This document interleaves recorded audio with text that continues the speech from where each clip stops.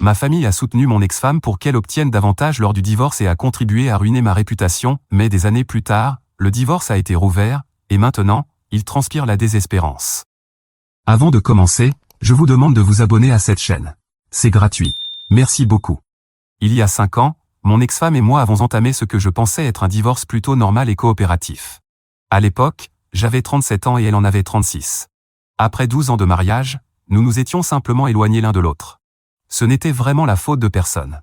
Nous étions tous les deux d'accord pour dire qu'il était temps de passer à autre chose et nous avions décidé de tout partager à parts égales, y compris la garde de nos 2 enfants, qui avaient alors 6 et 4 ans. Nous avions même évoqué l'idée de faire appel à un médiateur pour garder les choses simples et paisibles. Je pensais que nous gérions la situation en adultes. Honnêtement, j'étais assez fier de notre maturité, mais dire que je m'étais trompé serait un euphémisme, car ma femme a décidé qu'elle voulait plus. Du jour au lendemain, mon ex a commencé à faire des accusations complètement absurdes à mon sujet. Elle a affirmé que j'avais été abusif financièrement tout au long du mariage, que je contrôlais tout l'argent et que je lui donnais une sorte d'allocation. Elle a déclaré que j'étais émotionnellement abusif et un père négligent. Elle a même laissé entendre que j'avais commis des irrégularités financières, comme si j'avais caché de l'argent. Rien de tout cela n'était vrai. Pas un seul mot. En réalité, nous avions toujours eu des comptes joints. Je n'ai jamais contrôlé ses dépenses ni limité ce qu'elle pouvait faire avec notre argent. En fait, je nous ai toujours encouragés à gérer nos finances ensemble parce que je nous voyais comme une équipe. Et en ce qui concerne la négligence ou les abus, ce n'est tout simplement pas qui je suis. J'aime mes enfants et j'ai toujours été présent dans leur vie. Je n'ai jamais entendu une seule plainte de sa part à ce sujet pendant notre mariage. Tout cela est sorti au moment où elle a voulu obtenir davantage dans le divorce. Et puis les choses ont empiré. Elle a déposé des documents au tribunal m'accusant de toutes sortes de choses, d'être un père distant, de l'avoir verbalement agressé, de contrôler tous ses faits et gestes. Elle a déformé de petits moments de notre mariage pour les transformer en quelque chose d'horrible. C'était comme vivre un cauchemar, où la personne en qui vous aviez le plus confiance devient soudain quelqu'un que vous ne reconnaissez même plus. Ce qui a rendu la situation encore plus difficile, c'est la réaction de ma famille. Je pensais qu'au moins eux seraient de mon côté. Ils me connaissaient, ils m'avaient vu en tant que mari et père. Ils verraient forcément clair dans ses mensonges, non? Faux. Ils ont pris son parti. Mes propres parents et frères et sœurs l'ont cru au lieu de me croire. Ils disaient des choses comme « Eh bien, elle a toujours été formidable avec les enfants, pourquoi mentirait-elle sur quelque chose d'aussi grave ?» C'était comme s'ils ne voulaient même pas entendre ma version des faits. Ma sœur est même allée jusqu'à témoigner contre moi au tribunal. Elle a affirmé m'avoir vu être contrôlant, ce qui était absolument faux. Je ne sais pas si elle y croyait vraiment ou si elle voulait juste se faire bien voir par mon ex, mais grâce à cela, ils ont complètement détruit ma vie. Avec son témoignage et les accusations de mon ex, le tribunal a fortement statué en sa faveur. J'ai presque tout perdu. Elle a obtenu la garde exclusive des enfants, et je n'avais droit qu'à des visites surveillées, comme si j'étais un danger pour mes propres enfants. En plus de cela, j'ai dû payer beaucoup plus de pensions alimentaires que ce que nous avions convenu à l'origine. Tout cela m'a brisé. Ce n'était pas seulement la perte de mes enfants ou le jugement injuste, c'était aussi la trahison venant de tous les côtés, mon ex, ma famille, le système judiciaire. J'avais l'impression d'être seul contre tous. Les conséquences ont été absolument brutales.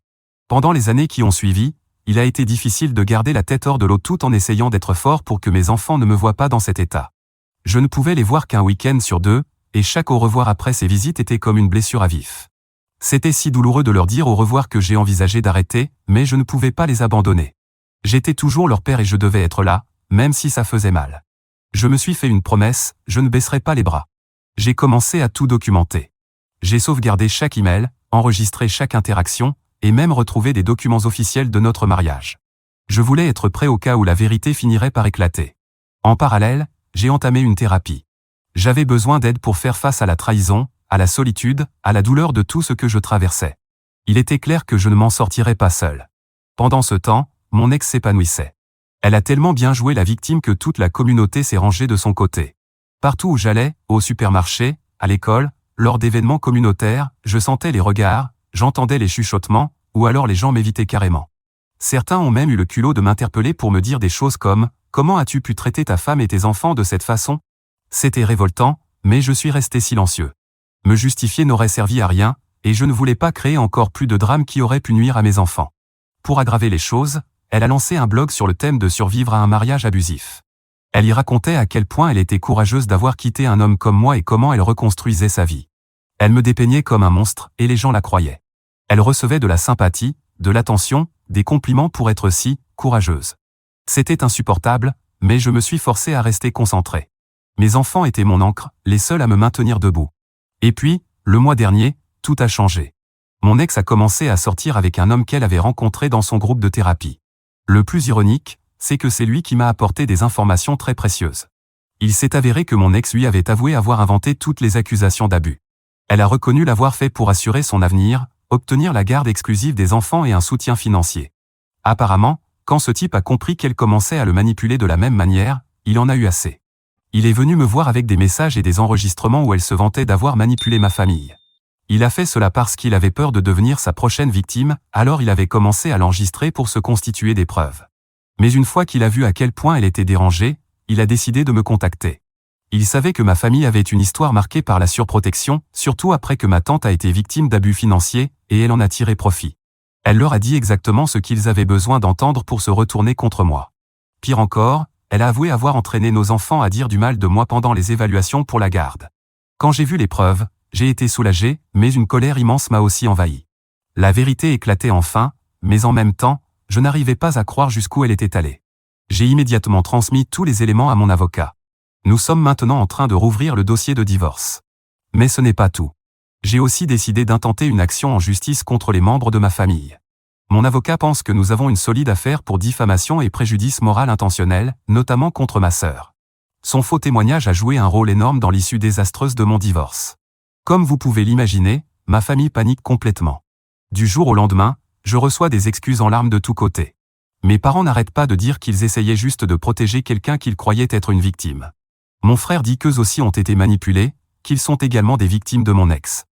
Mes parents me supplient d'abandonner la plainte parce que ça va tout détruire. Mais voilà, je veux les détruire, exactement comme ils m'ont aidé à être détruit. Leurs actions ne m'ont pas seulement blessé. Elles m'ont coûté des années avec mes enfants, ont ruiné ma réputation dans la communauté, m'ont laissé complètement seul et ils ne s'en sont jamais souciés.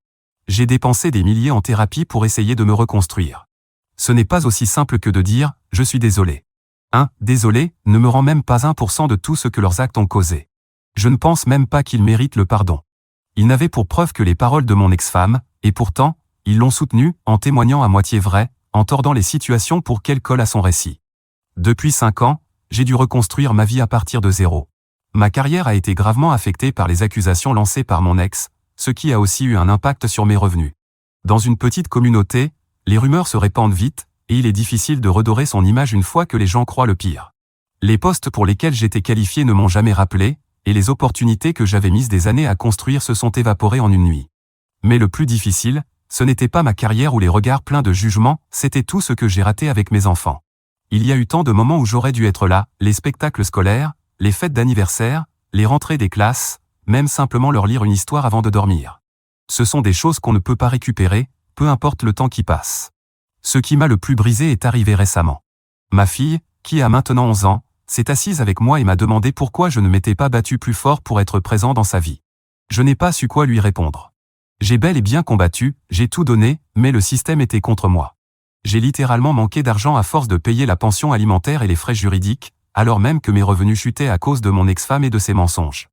Et maintenant, ma famille, ou peu importe ce que ce groupe de personnes représente, dit vouloir se réconcilier. Ils affirment qu'ils voient enfin leurs erreurs et qu'ils veulent réparer les choses.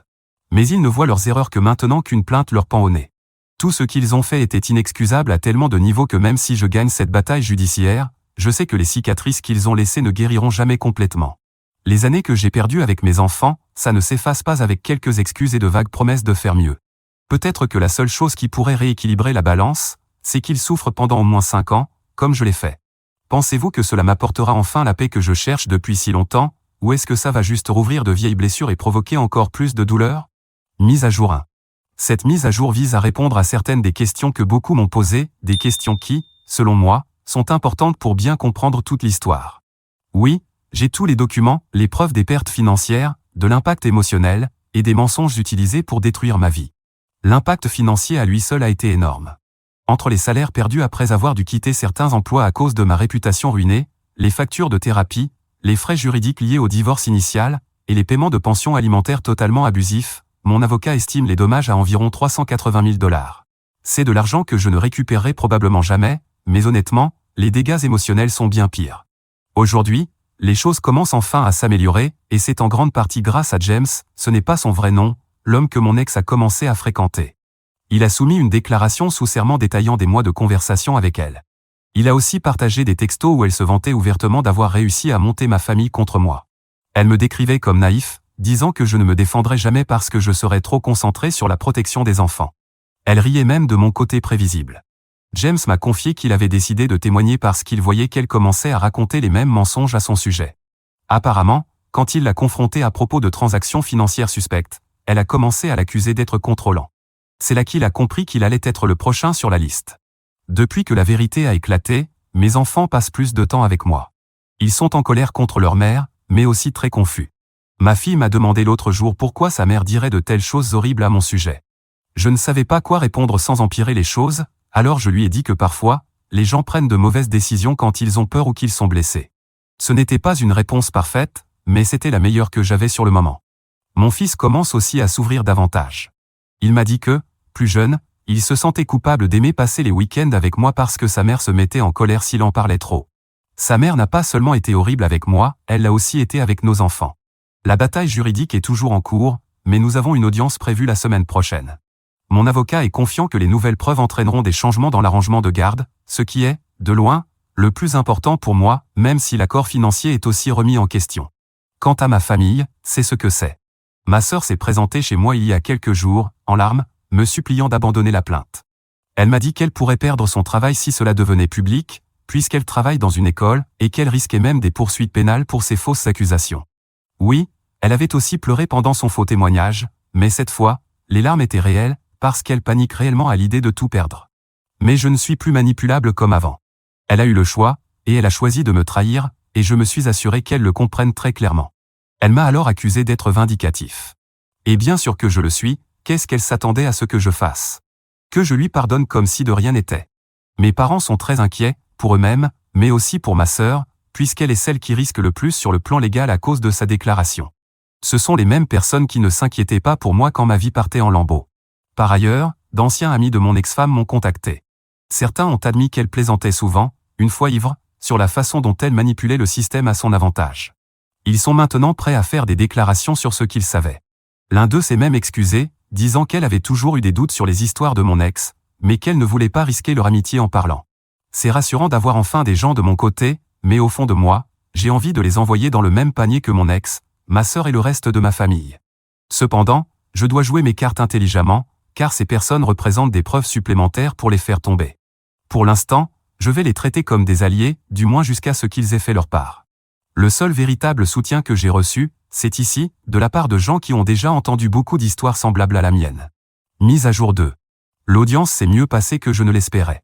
Le juge était visiblement choqué après avoir entendu les preuves présentées par James et lu les déclarations sous serment des anciens amis de mon ex. Mais le moment le plus marquant, c'est quand ils ont diffusé un enregistrement de mon ex en train de rire et de dire que ma sœur croirait n'importe quoi, parce qu'elle voulait toujours être l'héroïne de la famille. C'est une description assez juste de ma sœur, vouloir être la héroïne. Elle aime se sentir importante et défendre des causes nobles, donc elle s'est facilement laissée séduire par la cause de mon ex-femme. Le juge n'a pas mâché ses mots. Il a modifié temporairement la garde, désormais, mon ex n'a droit qu'à des visites surveillées, tandis que j'ai la garde complète. Cela restera ainsi jusqu'à ce qu'une nouvelle évaluation complète soit effectuée.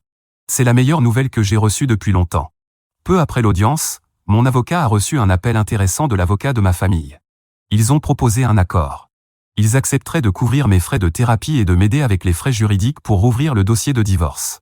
Au début, cela semblait être un pas dans la bonne direction, mais certains signes étaient inquiétants. Le montant proposé est très loin des dommages que nous réclamons. Et surtout, ils exigent un accord de confidentialité. En gros, ils veulent que j'étouffe toute l'affaire, et cela ne me paraît pas juste. L'argent est important, bien sûr, mais la responsabilité publique et mes enfants comptent encore plus. Les laisser s'en tirer avec juste un peu d'argent ne me semble pas juste. Accepter le règlement éviterait à mes enfants et moi davantage de drames et une longue bataille judiciaire. Mais en même temps, je pense que la vérité doit éclater. Ma sœur ne m'a pas seulement nui, elle est enseignante, et elle a témoigné dans d'autres affaires de divorce, utilisant son soi-disant jugement d'experte pour influencer des décisions concernant d'autres enfants. Combien d'autres familles a-t-elle pu impacter avec ses préjugés et son manque d'intégrité? Révéler ce qu'elle a fait pourrait empêcher qu'elle fasse du mal à d'autres personnes à l'avenir. Quant à mon ex, elle a tenté de discréditer James en disant qu'il n'était qu'un ex-petit ami amer. Mais cela s'est retourné contre elle quand ses anciens amis ont fourni des déclarations concordantes. C'est bien de les avoir de mon côté maintenant, mais c'est aussi frustrant. S'ils avaient parlé plus tôt, tout cela aurait peut-être pu être évité. Sur une note un peu plus positive, certains voisins ont commencé à me recontacter maintenant que la vérité commence à émerger. Des personnes qui m'évitaient depuis des années viennent s'excuser ou m'offrir leur soutien. Certains ont même apporté des plats ou m'ont invité à boire un café. C'est le genre de réaction à double tranchant. C'est un peu tard, comme tout dans cette histoire, mais au moins, ça arrive. Et ça aurait aussi pu ne jamais arriver. Quant à mes enfants, ils s'adaptent doucement, mais ils s'adaptent. Ma fille passe plus de temps avec moi, m'aide à préparer le dîner et me demande des conseils pour ses projets scolaires. Mon fils est encore un peu réservé, mais il commence à s'ouvrir.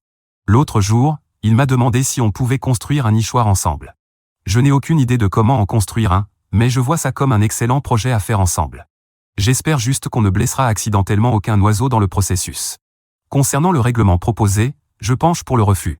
J'ai encore besoin d'un rendez-vous en personne avec mon avocat pour explorer toutes les options, car son avis sur nos chances de gagner un procès contre mes parents est essentiel. Mise à jour 3. Après beaucoup de réflexions et de discussions avec mon avocat, j'ai décidé de rejeter l'offre de règlement. Je pense que la grande majorité comprendra ma décision, et voici pourquoi. Premièrement, le règlement comprenait une clause de confidentialité, ce qui m'aurait empêché de prévenir d'autres personnes des dangers des faux témoignages dans les affaires de divorce. Cela m'aurait aussi empêché de rétablir la vérité sur mon histoire, ce qui ne m'aurait pas aidé à reconstruire ma réputation. Deuxièmement, l'offre de règlement ne couvre même pas une partie significative des dommages causés par ma famille, on dirait davantage une tentative de sauver les apparences qu'un véritable acte de réparation. Si l'on prend en compte le coût émotionnel, ce que mes parents ont proposé n'atteint même pas 15% des préjudices subis. Mais la raison la plus importante de mon refus, c'est que mes enfants méritent de voir que défendre ce qui est juste a de la valeur. Je veux leur apprendre que l'intégrité et la responsabilité ne sont pas négociables, même quand c'est difficile. Aujourd'hui a eu lieu notre première audience dans le procès civil, et c'était intense. L'avocat de ma famille a tenté de faire valoir qu'ils étaient eux aussi des victimes de manipulation, comme si de bonnes intentions suffisaient à excuser leurs actes. S'ils ont vraiment été manipulés, alors ils n'ont qu'à poursuivre mon ex pour récupérer ce qu'ils sont sur le point de perdre. Heureusement, le juge n'a pas cru à leurs histoires. Il a rappelé que les adultes sont responsables de leurs décisions, et que les bonnes intentions ne justifient pas de commettre un parjure. C'était comme si, enfin, les rôles étaient inversés, j'étais de l'autre côté de l'histoire, regardant le juge les réprimander, au lieu d'être la cible. James a encore été un élément clé aujourd'hui. Il a partagé plus de détails sur la façon dont mon ex se vantait de manipuler ma famille, disant qu'ils étaient des proies faciles. Il a également présenté de nouvelles preuves, et maintenant, certaines femmes du même groupe de thérapie ont commencé à parler. Elles ont révélé que mon ex leur avait appris à exagérer leurs témoignages dans leur procédure de divorce, voire à inventer des histoires de violence. Le parquet enquête maintenant sur d'éventuelles accusations de parjure contre mon ex et ma sœur. Mes enfants progressent grâce à la thérapie, même s'ils ont encore beaucoup à digérer. Ma fille m'a surpris l'autre jour en disant qu'elle voulait s'exprimer à la prochaine audience de garde. Elle veut que le juge sache combien elle aime passer du temps avec moi et à quel point elle se sent en sécurité à la maison. Ce n'est pas juste qu'elle doive se défendre ainsi, mais cela montre aussi sa force. Mon fils, plus discret, pose de plus en plus de questions sur le déroulement de la procédure, et j'essaie de lui répondre avec honnêteté, sans l'accabler. Mon ex, bien sûr, s'accroche encore à sa version des faits. Elle essaie maintenant de faire passer tout cela pour une vendetta personnelle. Elle a même déposé une requête pour retarder l'audience sur la garde. Heureusement, le juge l'a rejetée, estimant qu'avec toutes les nouvelles preuves, il était important d'avancer rapidement et de réévaluer la situation. L'un des développements les plus inattendus est la réaction sur le lieu de travail de ma sœur. Le bruit de son implication dans l'affaire a commencé à se répandre, provoquant un certain remous dans son école. Des parents ont commencé à se demander si une personne comme elle devait vraiment être en face de leurs enfants pour leur enseigner. Si vous me demandez mon avis, je connais déjà la réponse. Je sais que certaines personnes pensent que je suis trop dur en poursuivant l'action en justice et en refusant le règlement, mais même si une partie de moi agit par esprit de revanche, c'est aussi une question de justice. Et en ce moment, ces deux choses ne font qu'une. Je vous donnerai des nouvelles après l'audience sur la garde. Merci encore à tous ceux qui me soutiennent, vos encouragements me donnent la force de continuer à me battre pour ce qui est juste. Mise à jour 4. Cela faisait un moment que je n'avais rien posté, et je voulais partager une bonne nouvelle. Après un combat long et éprouvant, le juge a statué en ma faveur. J'ai officiellement obtenu la garde principale de mes enfants. Mon ex conserve un droit de visite, mais pour l'instant, ces visites restent supervisées. Compte tenu de toutes les preuves présentées pendant les audiences, c'est un immense soulagement de savoir que mes enfants auront enfin la stabilité et un environnement sûr pour grandir. Ce qui a le plus aidé, c'est le témoignage courageux de ma fille, qui a expliqué à quel point elle aimait être avec moi et combien elle se sentait en sécurité et soutenue à la maison. Mon fils a partagé avec sa thérapeute, qu'il a ensuite présenté au tribunal comme une opinion professionnelle, les progrès qu'il a réalisés en vivant dans un environnement plus calme et structuré. Le juge a pris tout cela en compte pour rendre sa décision, et enfin, après de longues années, justice a été rendue. Après le jugement, nous sommes sortis dîner tous ensemble pour fêter ça. Je pense que nous l'avions bien mérité après tout ce que nous avons traversé. Il nous reste encore le procès du divorce et celui contre mes parents et ma sœur, donc nous ne baissons pas la garde. Pour ceux qui m'ont demandé des nouvelles de mon frère, c'est lui qui a été le moins impliqué dans toute cette histoire, ce qui explique pourquoi je l'ai si peu mentionné, même s'il a tenté de défendre les autres. Mais il a toujours été plus en retrait, aussi bien maintenant qu'avant. Ma prochaine mise à jour viendra une fois que certains de ces procès seront terminés, ou peut-être seulement à la fin de tous, selon le temps et la motivation que j'aurai pour écrire. Je suis maintenant papa à plein temps, alors pardonnez-moi si je n'écris pas beaucoup ici, mais ma priorité, c'est de passer du temps avec mes enfants. Je partagerai malgré tout les informations d'une manière ou d'une autre, car j'apprécie vraiment à quel point vos commentaires m'ont aidé. Mise à jour 5. J'avais promis au moins une grande mise à jour, et c'est ce que je prends enfin le temps d'écrire aujourd'hui. Mais d'abord, je dois vous dire que j'ai déménagé dans une autre ville avec mes enfants. Je me suis assis avec eux pour leur demander s'ils voulaient recommencer ailleurs, et ils ont dit oui. Je ne voulais pas prendre cette décision seule, car je savais qu'ils avaient des amis, mais tout ce que mon ex-femme et ma famille ont fait les a aussi affectés à l'école. C'est donc une nouvelle chance pour nous tous. Cela fait maintenant 3 mois que nous sommes ici, et heureusement, nous nous adaptons très bien. Les procès ont tourné en notre faveur, mais ce qui compte vraiment, c'est à quel point ils nous ont été favorables. Le procès de divorce rouvert contre mon ex a été facile à gagner, car toutes les preuves étaient contre elle. Le jugement initial a été annulé, donc tout ce que j'ai payé en pension alimentaire pendant toutes ces années, avec les intérêts, les frais juridiques et autres dépenses, m'a été remboursé par mon ex. Elle a dû vendre la maison qu'elle avait achetée avec le premier règlement du divorce rien que pour me rembourser. Et même cela ne suffisait pas. Elle a vendu sa voiture, les bijoux de famille et d'autres biens, et elle a même vidé son compte retraite. Je ne connais pas son état financier exact, mais d'après mes estimations, elle est complètement ruinée. Je ne la remercie pas pour avoir payé, je remercie le juge qui a ordonné la saisie de ses biens. Il lui a aussi donné 30 jours de prison pour avoir menti au tribunal, et maintenant elle a un casier judiciaire et est en liberté surveillée. C'était une peine lourde, mais rendue possible uniquement grâce à la quantité accablante de preuves. Il ne manquait plus que sa mère, que Dieu et son âme, se lèvent de sa tombe pour témoigner contre elle. Le procès contre mes parents n'a pas été aussi simple, mais eux aussi ont dû payer pour les dégâts. Ils n'ont pas témoigné directement, mais ils ont tellement parlé de moi en mal qu'ils ont encore plus détruit ma vie. Eh bien, leur condamnation a été de verser plus de 125 000 $ en dommages et intérêts et frais juridiques. Le triple de leur première offre. Et enfin, ma sœur, qui avait témoigné faussement au procès initial, en plus d'avoir déjà perdu son emploi, comme je l'avais mentionné plus tôt, a été condamnée à verser plus de 180 000 $ pour parjure, complicité avec mon ex et d'autres choses trop longues à énumérer ici. Une peine appropriée pour quelqu'un avec son niveau de salaire. Elle a aussi été contrainte de vendre un petit appartement qu'elle avait acheté peu avant que je les poursuive en justice, et comme mon ex-femme, elle a écopé de 30 jours de prison et a désormais un casier judiciaire pour avoir menti sous serment. Les seuls à ne pas avoir dû vendre leur maison ou appartement sont mes parents, qui avaient suffisamment d'économies de retraite. Au moins, ils ont un endroit où aller maintenant qu'ils n'ont plus rien à leur nom. Ma sœur a déjà déménagé, et mon ex-femme, évidemment, ne l'a pas encore fait.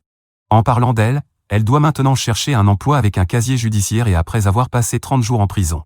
Je lui conseille de mettre à jour son CV, tout comme ma sœur, puisque maintenant elles sont dans la même situation. Je sais que mon ex cherche à déménager dans les environs pour pouvoir voir les enfants. Mais ce n'est pas un hasard si nous avons choisi de nous installer dans un quartier cher, maintenant que j'ai récupéré plus de 800 000 $ au total. Je sais qu'elle ne peut pas se permettre d'y vivre, et la région a d'excellentes écoles pour mes enfants, ainsi que de meilleures opportunités professionnelles pour moi. La dernière fois qu'elle est venue rendre visite, elle a dû dormir dans sa voiture car elle n'avait pas les moyens de payer un hôtel. Elle a demandé à dormir dans la chambre d'amis et j'ai dit non.